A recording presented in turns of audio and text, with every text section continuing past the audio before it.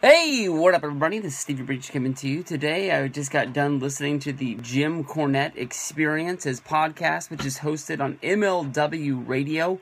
The home of MLW Radio is Court Bauer and Conan, and also Talking Shop. Two of the main reasons why I subscribe to the MLW podcast feed on iTunes. I highly recommend that you go do it.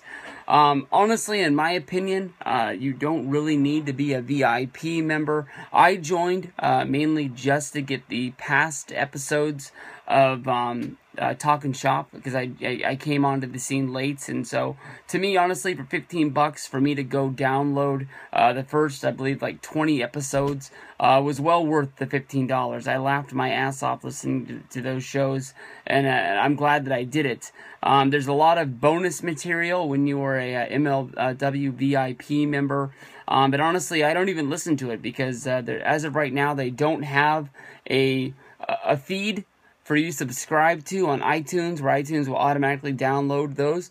Honestly, if they did, I really like Court Bauer, I really like Conan. They have Disco Inferno on there, and a few of the other past WWE writers. I probably would listen to the shows, but since I can't get them without going and manually downloading them on my computer and then putting them into iTunes and then hooking up to my iTunes iPod, it just doesn't work for me. But the Jim Cornette Experience is the podcast that honestly a lot I will skip.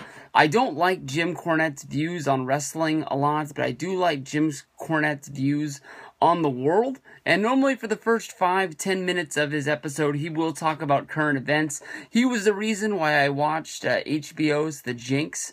Once it was all done, he did a little bit of a synopsis and a review, and that's what got me thinking, like, what the hell is he talking about? I gotta go see this. And then that ended up going out and blowing my mind, being one of the best things that I've seen on television, and something that I went out of my way to make sure I told friends, make sure you watch this and get this story, because this is crazy and this bizarre, and even in the ending of the show, it makes you want more from this guy and from this director to see what continues on with the story. Because if you go to Wikipedia, the end of the documentary, the end of the show, isn't where the story ends, and it makes you want them to do a updated update for version of the show, or just give me one more episode, or just something. I want to watch it.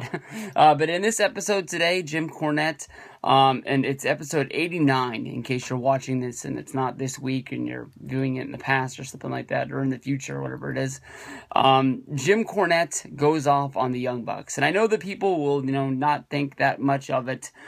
Basically, Jim Cornette has made a career of going off on guys like Kevin Owens or Kevin Steen, basically having a full-on war with each other at their time of Ring of Honor, where when Jim Cornette was the booker of Ring of Honor, basically getting rid of Kevin Steen because he didn't really think that he really fit in with the product, didn't think that he was a wrestler, didn't think that he could really draw money.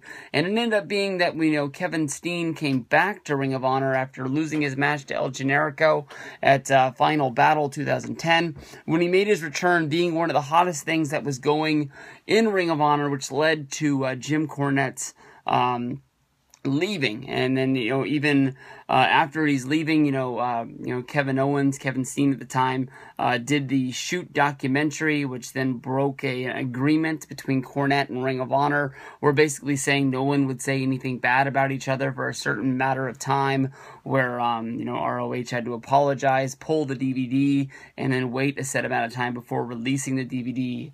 Once again, I believe it's called Hell Rising. If you haven't seen the Shoot interview from Kevin Owens, it's kind of bizarre that the company itself released this interview, but really, really good stuff. Make sure you go see this. But Jim Cornette on podcasts and on interviews, all sorts of things. He's blasted the Young Bucks for being a team that's too small and can't draw money.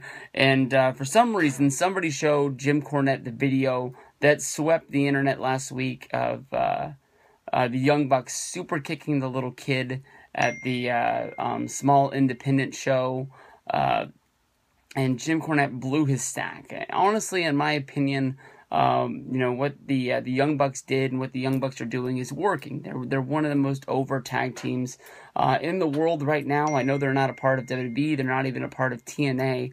But these guys, draw money no matter where they go. Main eventing shows. I don't know if you saw that the Young Bucks worked Rey Mysterio and Alberto Del Patron. I believe it was held up in New York, and that sort of was like a really cool match that I wish I lived in that area where I would have been able to see it, even though it was on a baseball field. And that sort of seems like a lot of the things that a lot of the independent shows are doing these days, and I'm not really sure why, because once you see a picture of the show, they never really look good. If you see the TNA shows, the base brawls, or the Global Force Wrestling shows, but this match with the Young Bucks against Mysterio and Del Rio drew big numbers, lots of people there. If there was a seat, there was a fan in it, and people know if the Young Bucks are going to be there, they're going to draw a card. Basically we've seen the Young Bucks wrestle matches against the Dudleys, against the Hardys, just about any kind of dream match on the indies, it's worked. And the Young Bucks have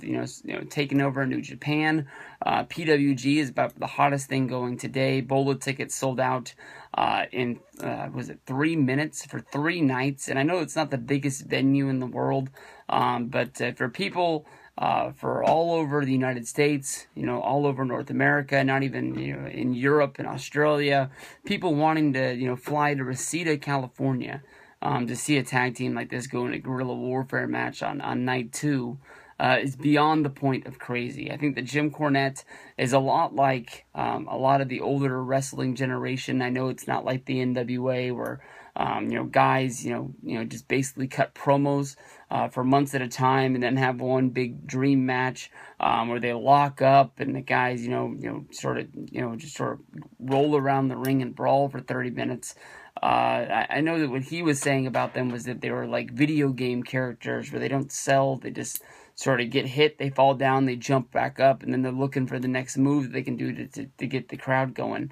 I think that honestly that's sort of the way that wrestling is moving today.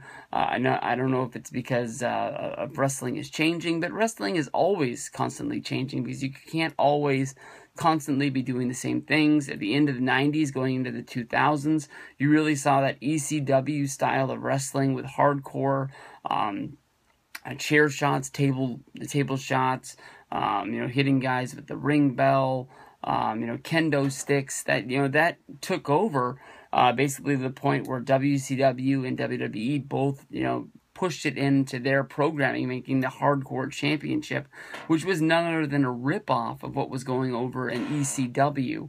And you saw all sorts of guys, Chris Jericho, Rob Van Dam, The Undertaker, anybody who didn't really have anything going on for them in the main event of WWE, even moving into the hardcore division, just trying to keep a program going where they were still on the mainstream television at that time. But honestly, in my mind, I know everybody knows about the Young Bucks and the way the guys live their gimmick on Twitter, but I think these are two of the most humblest, nicest guys that there ever could be. They really know that it's the fans that push them to where they are today. They have a whole lot of wrestling talent. There's reasons why they're not wrestling for WWE, and there's probably some reasons why they're not even wrestling for TNA. But I like the spot that they're in. I wish I was able to see them on WWE where I would be able to see them week in and week out, but we don't even really know how WWE would treat these guys. Right now, wrestling for New Japan, they don't win every match they're in. They don't even win every match they're in on the indies. But in WWE, I know that they like to... A lot of people think that they're taking shots on them for like the stealing the super kick party and having super kicks in almost every single match. And that's something that, I guess you can say the Young Bucks took from Shawn Michaels or the Young Bucks took for other people involved in wrestling, but that's sort of the things that the Young Bucks got over. And maybe WWE's trying to sort of water it down to the point of where now Rusev's doing it, the Usos are doing it, Kevin Owens was throwing him in the indies as well when he was wrestling for PWG. But I don't know. I think that what the Young Bucks are doing is right. Even on Talking Shop, the Young Bucks have talked about wrestling is changing. Basically, they don't want to move to the NXT Performance Center and have to move their family and then, have to see where it goes from there. Their family likes the spot that they're in around the rest of their family in Southern California. And, but the way that WWE is changing is basically within a few years, everyone that they know and everyone that they're friends with is going to be in WWE, and maybe they'll be there too someday. But I'm not sure if Cornette just sort of uses these punching bags as just, he's been punching on them for so long. But he's such a wrestling fan. It just seems like he doesn't want to pull his feet out of the mud, like they're stuck there, and see that wrestling is going well today. I mean, WrestleMania is in a different city each and every year, drawing over 70,000 people. People thought that Santa Clara, San Jose wasn't a real destination city, and people really went out of their way to really go this year. Next year, the magical number for Dallas is 100,000 people. I think that's a 20,000 people jump over the last year, and I don't really think of Dallas or Arlington as any more of a travel city in the world. I can't really think of anything that's going to be going on there except for wrestling and WrestleMania that week and weekend. But people are going to go. I mean, they've turned SummerSlam into a full-on wrestling event, where now people are going to be packing up Brooklyn and going to the Barclays Center for 3 nights for the NXT show, SummerSlam, and Monday Night Raw, 3 nights in a row, all sold out. Wrestling's doing just fine. The Young Bucks are doing fine. Cornette needs to adapt and adjust to what wrestling is today.